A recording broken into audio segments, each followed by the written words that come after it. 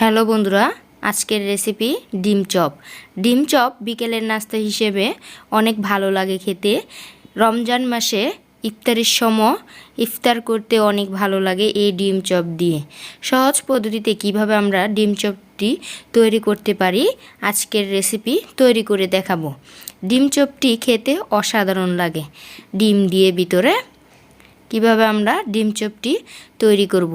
দেখতে যেমন সুন্দর লাগে, খেতেও অসাধারণ লাগে। এখন আমি ডিম চপটি তৈরি করব। প্রথমে আলুগুলো সিদ্ধ করে নিব।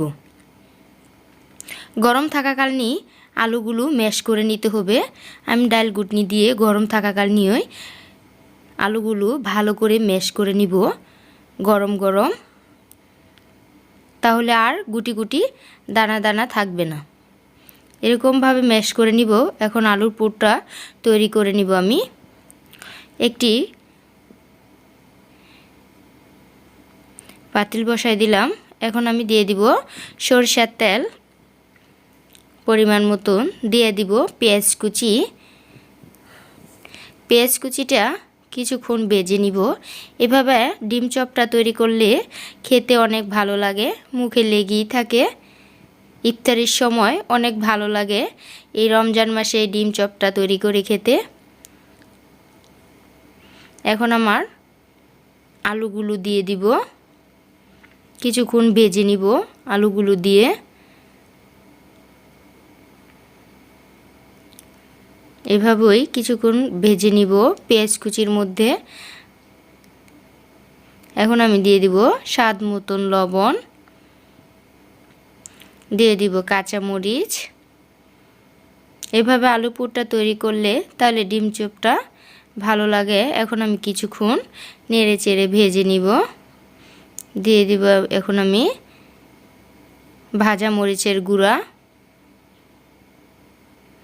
উল্টিয়ে পাল্টিয়ে মিক্স করে নিব। ধৈর্য সহকারে ভিডিওটি দেখবেন, স্কিপ না করে। আর আমার এই ভিডিওটি ভালো লাগলে অবশ্যই সাবস্ক্রাইব করে দিবেন, লাইক দিবেন, কমেন্টে জানাবেন। এখন আমি দিয়ে দিলাম ধনিয়া কুচি। ধনিয়া কুচিগুলো এভাবে ভালো করে মিক্স করে নিব। এখন আমার আলুর পুরটা তৈরি হয়ে গেছে। এখন আমি নিয়ে নিলাম ডিম। সিদ্ধ ডিমগুলো এভাবে কেটে নিব। আপনারা চাইলে 4 ভাগও করতে পারেন বা 8 ভাগও করতে পারেন। এখন আমি ডিমগুলো কেটে নিয়েছি। আর 2টা ডিম ফেটে নিব। এভাবেই ডিম চপটা তৈরি করতে হয়। ফেটে ভালো করে ম্যাশ করে নিব ডিমগুলো কাঁটা চামচ দিয়ে ভালো করে এইভাবে ম্যাশ করে নিব, ফেটে নিব। তাহলে ডিম চপের মধ্যে ভালো হবে। এখন আমি টোস্ট বিস্কুটের গুঁড়া নিয়ে নিয়েছি, গুঁড়া করে নিয়েছি টোস্ট বিস্কুটগুলো। আলুর পুরটা এখন আমি নিয়ে নিলাম। ভালো করে এইভাবে চেপে চেপে মাঝে ডিমগুলো দিয়ে দিব, তাহলে ডিম চপ তৈরি হয়ে যাবে। এভাবে দিয়ে দিব, দিয়ে ভালো করে এভাবে ঢেকে দিব, মুড়িয়ে মুড়িয়ে চেপে চেপে।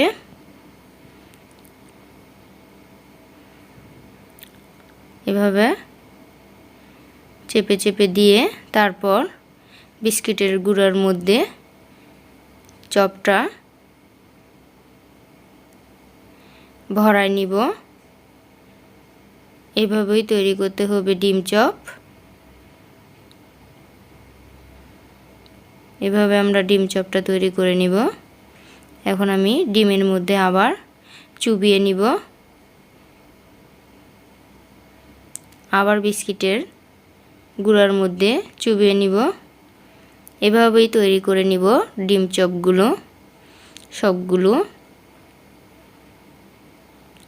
এখন আমার ডিম চপ তৈরি হয়ে গেছে। এখন আমি একটি প্যান বসাই দিব। প্যানের মধ্যে তেলগুলো গরম করে নিব। হাই হিটে গরম করা যাবে না, তাহলে বিস্কিটের গুঁড়া উপর দিয়ে পুড়ে যাবে। মচমচে ভাজা হবে না, লো হিটে ভাজতে হবে। কিছুক্ষণ পর পর উল্টিয়ে পাল্টে দিব, বেশিক্ষণ নাড়া যাবে না, তাহলে ভেঙে যাবে। মুচমুচে হবে ডিম চপগুলো, খেতেও অসাধারণ লাগবে।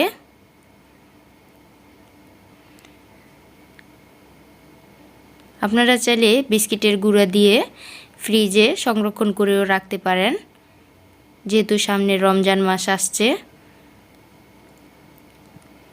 এইভাবেই ডিম চপ তৈরি করা যায় সহজ পদ্ধতিতে। দেখতে যেমন সুন্দর, খেতেও অসাধারণ লাগে। এখন আমার পরিবেশনের পালা। আল্লাহ হাফেজ।